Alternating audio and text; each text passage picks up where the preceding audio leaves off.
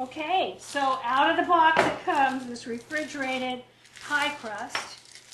And we're just going to basically unroll it and put it in the pie pan.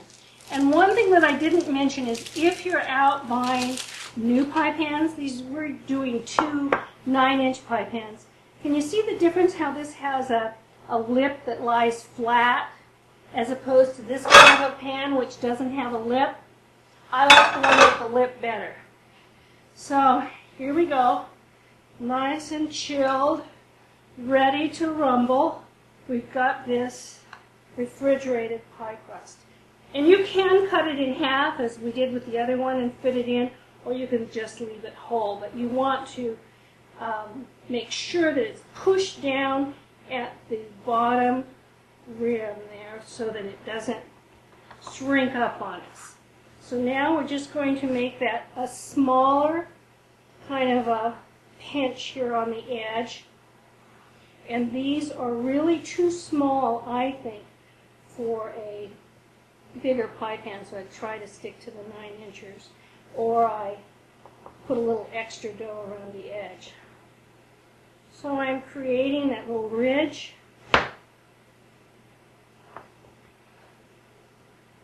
Are you thinking maybe you like the stuff from the refrigerator?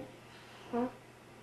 Yeah, that seems a little easier. Yeah, a little easier. But if you have a food processor, pie crust really is very fast and easy to make. I need a little extra over here, so I pulled it off.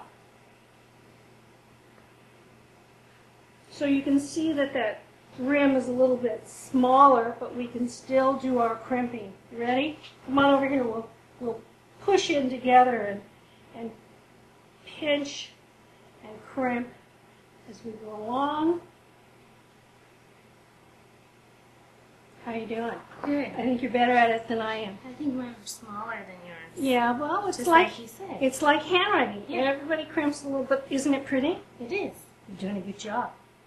Do you know how few people nowadays now know how to do this? You're 10 steps ahead.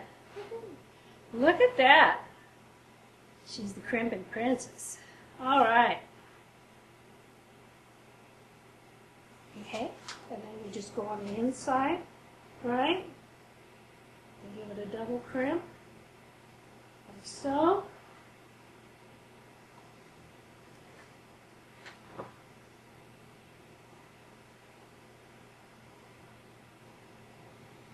And then the fourth. And we're ready to go. Now with this one, we're going to use this for the pecan pie.